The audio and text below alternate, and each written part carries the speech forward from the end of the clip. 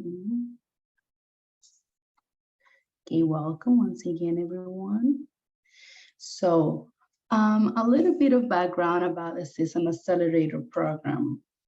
So the program was established in 2020, kind of like at the beginning of the pandemic, just to support small food businesses. And it is unique among all the local accelerators just because it focuses on food vendors, particularly those that are interested to sell in a farmer's market or that are currently selling a farmer's market, So far, we have served 34 entrepreneurs since the program was established. And our kind of goal is to support a diverse group of entrepreneurs to create a healthy local food economy and help small businesses to grow. I'll give it to you, Valeria. Sorry. Yeah, so as Maybelline mentioned, so our main purpose and reason for being is to help create a healthy local food economy. We recognized prior to 2020 through the encouragement of vendors that had sold at our markets before to really look at the marketplace as a entry point into the economy for small and mid-sized food businesses. There's a low barrier to entry, meaning it's relatively easy to get into farmers markets once you get past a wait list. The costs are not that high, but it's a really great platform to meet the larger marketplace, get a reputation, and further grow a business. So we've seen some of our farmer market vendors grow into brick and mortars or multiply brick and mortars if they had one in a few markets. Part of the driving force of the program was to really formalize what we do to support small food businesses. We serve our community consists of a lot of first generation immigrant entrepreneurs of color, and a lot of female entrepreneurs. And so diversity is just naturally sort of organically part of what we do within the program. I think you already kind of like spoke a little bit about this. Yeah, exactly. So that's just kind of a breakdown generally of like the percentages of BIPOC-owned businesses, how many had women founders or co-owners, and Black-owned businesses. Again, we pride ourselves in that, and that's really just kind of organically a reflection of the types of vendors that work at our markets and the business community that we're plugged into, because we also are here for small businesses that are not currently in farmers markets. Okay, so our strategy to achieve this is like each year a group of 10 entrepreneurs receive like one-on-one business advising and mentorship, linkage to resources. That being said, it could be linkage to available grants that are offered by other organizations or private entities. We can also provide linkage, for example, if you're looking to develop CPG products or are in the midst of developing a CPG product and perhaps you need a little bit more guidance on how to do so, we can connect you with an advisor. It all depends. It's like a one-on-one case by case situation. And aside of that, there is a program that contains like webinars on business development and issues specifically related to the food and beverage industry. Yeah, we definitely didn't want to take sort of a one-size-fits-all kind of templated general business education approach. There's lots of that, and that's useful and that's helpful. Everyone benefits from a business plan and profit and loss statements and all of those things. But food and beverage industry is very stressful, is very particular. The questions that come up are very specific. So we wanted to really build out a team of instructors and folks we work with that are food and beverage experts. And I think the next slide will go into that a little bit. Yes, this is like some of the topics that will be covered during the program.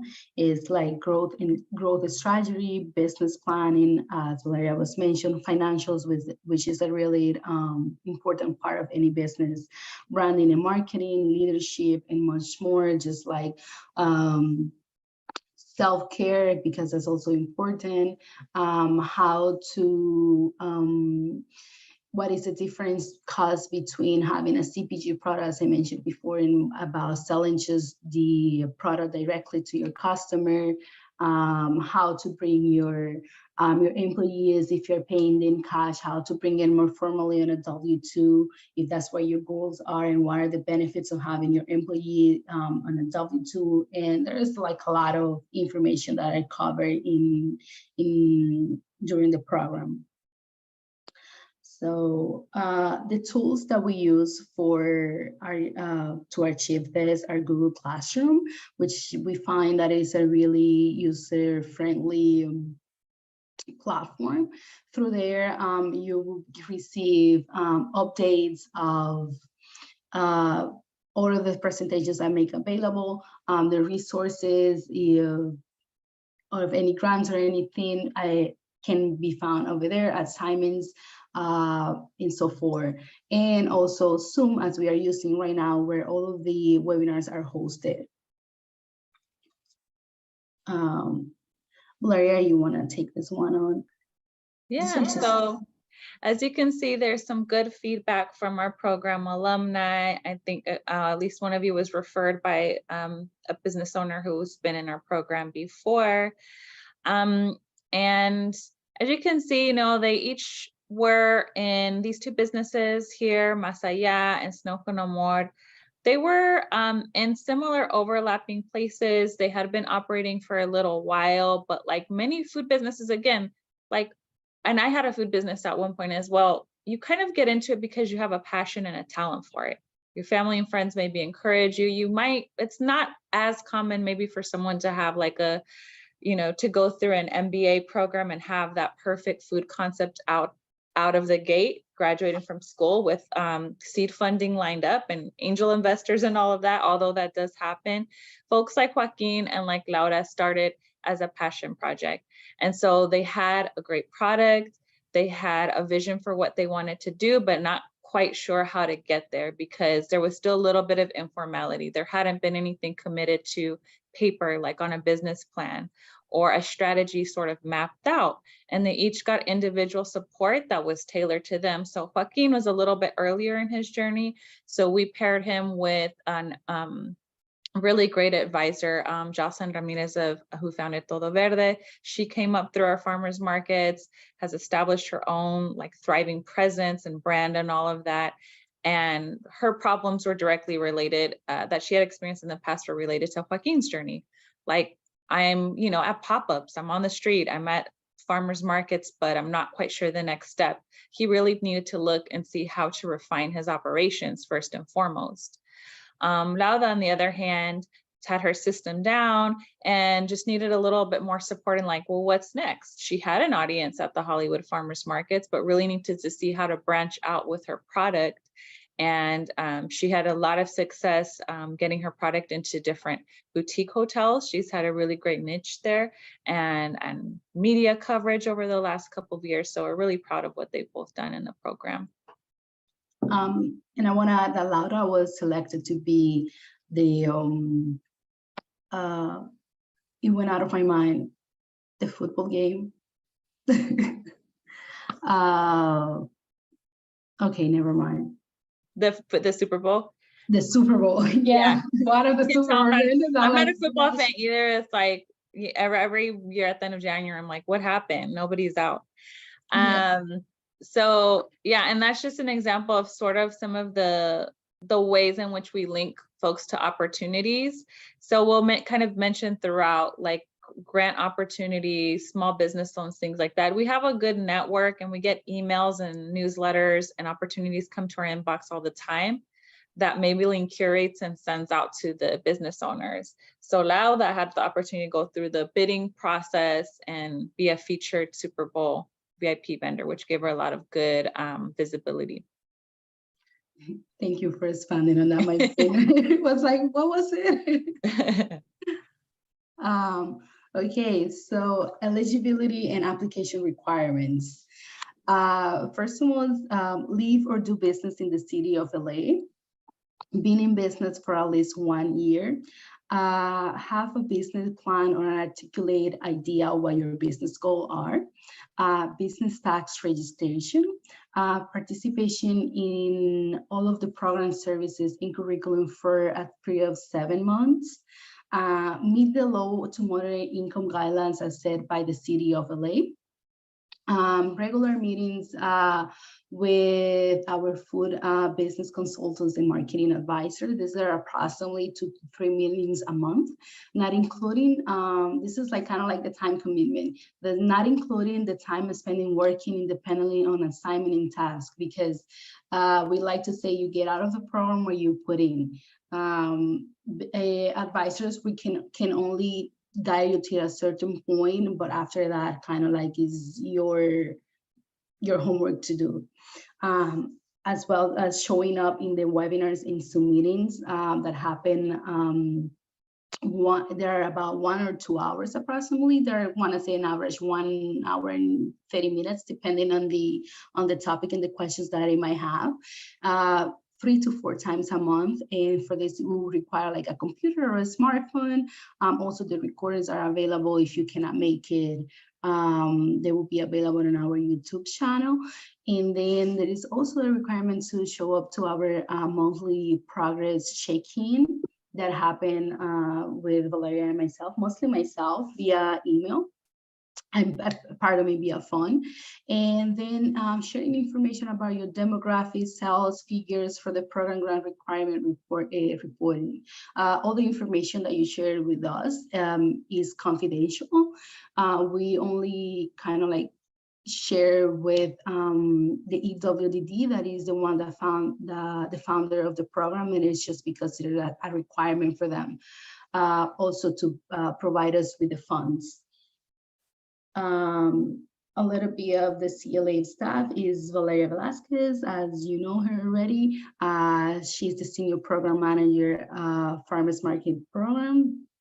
Myself, the Season Accelerator Program Manager, and Maria Rivera, who is not with us, but she is our Program Associate. You will be getting emails from her if you are accepted into the program regarding all the logistics that are involved, all the behind the scenes kind of. It might be helpful for you to share a little bit on your bio, Maybelline, because you did have an extensive hospitality background. That might be helpful for people to know. We all have sort of a reason for being here, I guess you could say.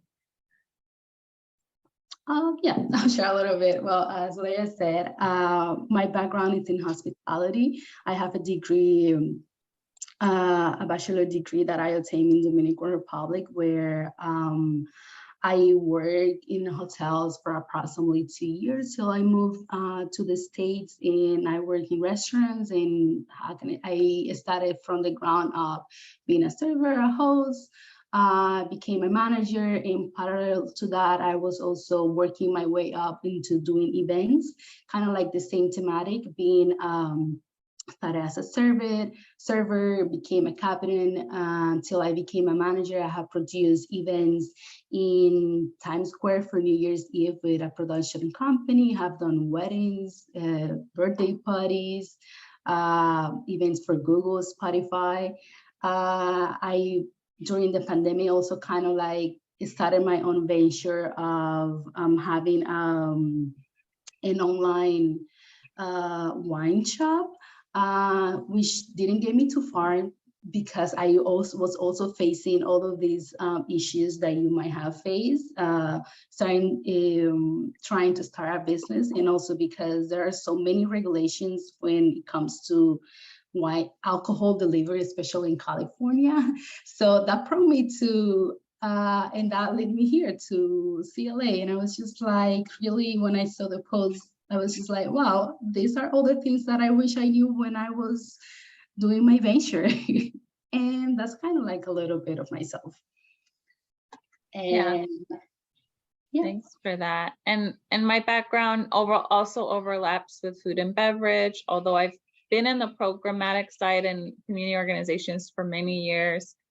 I think the theme is I want to make sure that everyone has access to their basic needs, because I worked in low income and affordable housing at one point and always had an interest in food. and eventually had my own food business for 4 years. I was doing private chefing, catering. So I know the struggle of carrying things around all over town, and then doing the numbers at the end of the day and wondering what happened.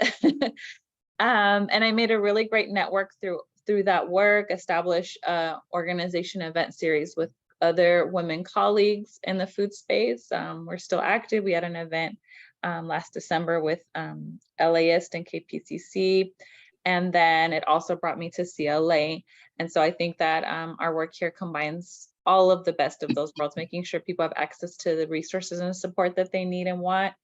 And it has everything to do with delicious food.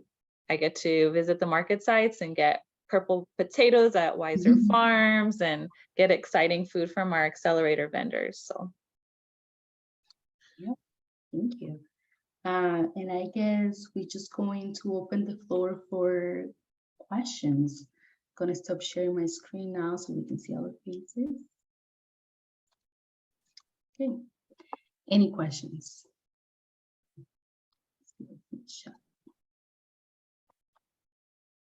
Is anyone curious about the time commitment?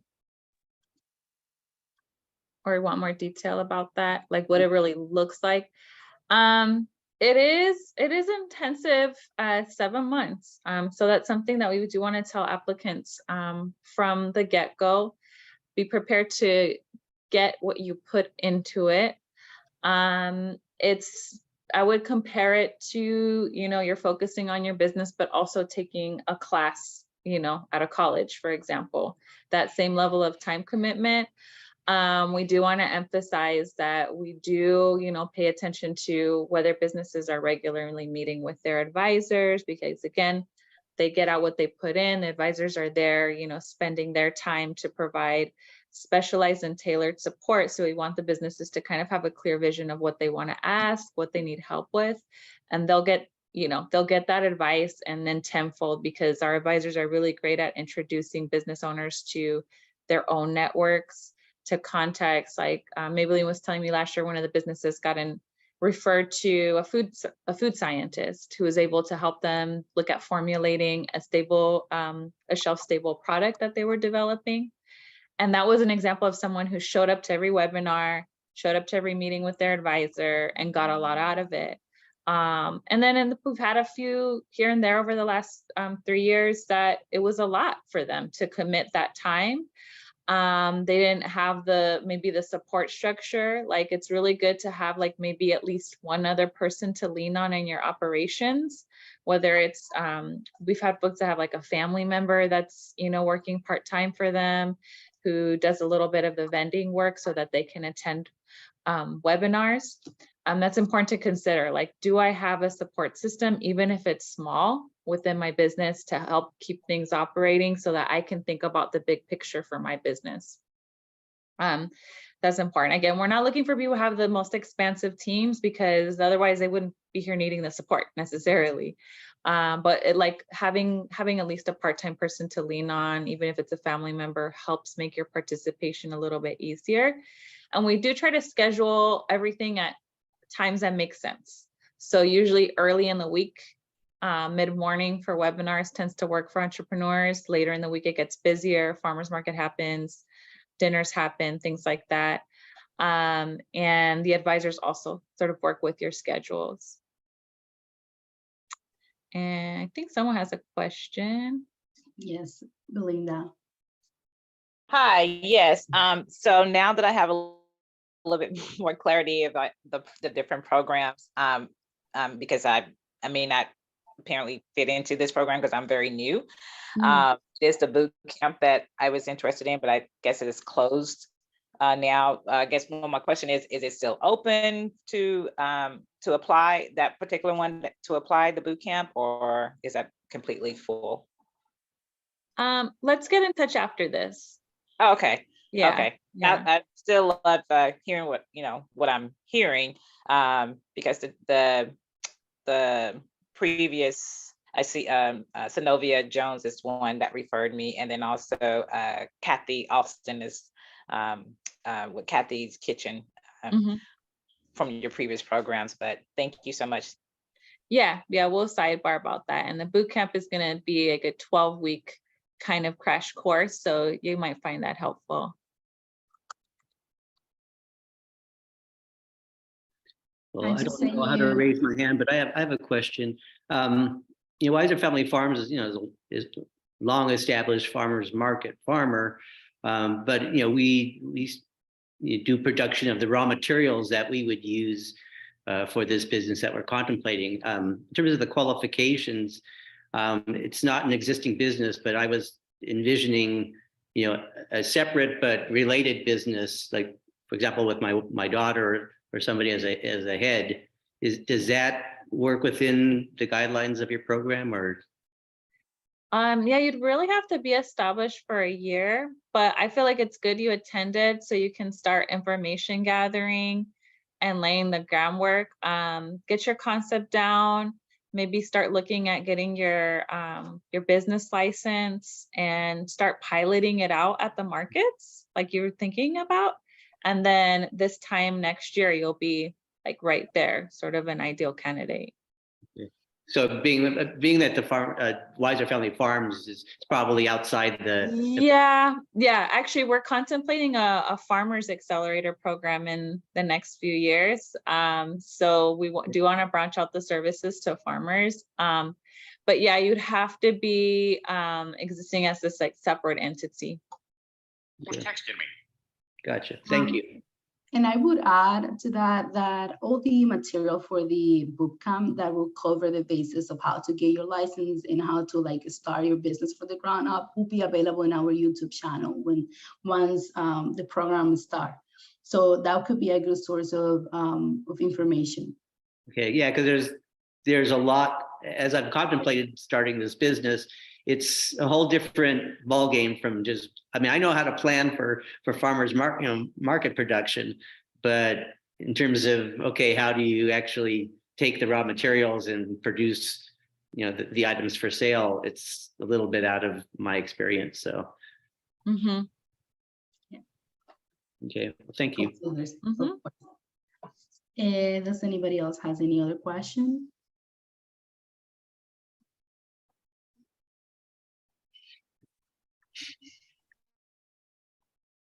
Daniel, I'm gonna drop a name of a firm that does advising on packaged products as you're looking at teas, right? You might want to look into Sherpa CPG and see if like some of their advising like for launch support and help could be useful for you. They do like product formulation and everything. Thank you very much for that. I'll take a look. Can't wait to see the product. Any other questions?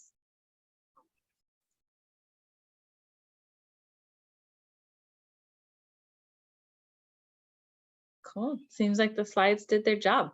It seems like. Okay. I do have one question. So if, for instance, my mom and myself want to be part of the program together, can we do that? Or does she have to be, since she's the owner, and it's because she only speaks Spanish, so Right. yeah. So she would be the main applicant, of course, could certainly help her with the application. And we like consider it like per business. So this doesn't happen a lot. Actually, maybe it hasn't happened where anyone send like a rep or a partner to webinars, but they can do that. They could definitely send like a rep or a point person to webinars that they can attend and things like that. So I don't think that would be a problem if like you were the main point of contact. Okay, thank you. Appreciate that. Yeah, I don't think it had happened before, but I don't see like an issue with it. Yeah, I've encouraged people, like if you have a social media person that's like the best person to attend like our marketing series, like have them do that. But yeah, usually it's always been the founder winds up attending, but we could do that. There's that flexibility. I have one question. When you go through this accelerator program, you mentioned that you link the entrepreneurs up with other companies such as co-packagers and scientists. Was that stated or? Yeah, generally we do that in 2 ways. So like we mentioned, like food is so specific and challenging that we don't have all the answers like at any given time for everything. You'll be sorry, like every year there's like a new question and then a new resource that we put into like our list. So we use the advisor support on that. So the advisors will know or know somebody who knows somebody. And then we have our own resource list. So either way, like we try to get the answer. And Maybelline's really good at doing that with all her hospitality experience, like nothing stresses her out. So. Okay, thank you. Because we were considering branding our own salad dressing and go that route as well. So, you know, we would love to be introduced to someone that could help us with that process. Mm-hmm. Yeah, that makes sense.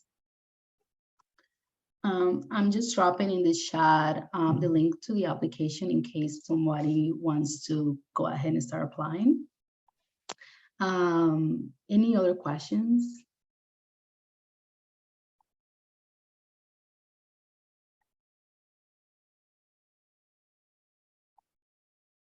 Any other questions, someone? Okay. Is there anything else you would like to add, Valeria? No, just the deadline, right, is the 31st? Yes, January 31st at 11:59 p.m. Pacific time. And after you apply, you will be hearing from us no later than February 16. The program starts in April. It's gonna end up in October approximately.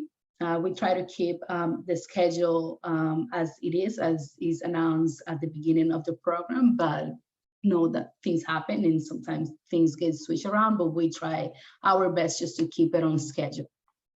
We take all of the, how can I say, all of the things that could happen into consideration when we build up the program. Okay. So if there are no more questions, we're just gonna close it. Thank you for being here, for taking the time. If you have any other questions, I'm just gonna drop my email in the chat. Feel free to email me. I'll do my best to get to you as soon as possible. And have a great day. Yeah, everybody, thanks for attending. Thank you very much. Cheers. Go ahead. Bye.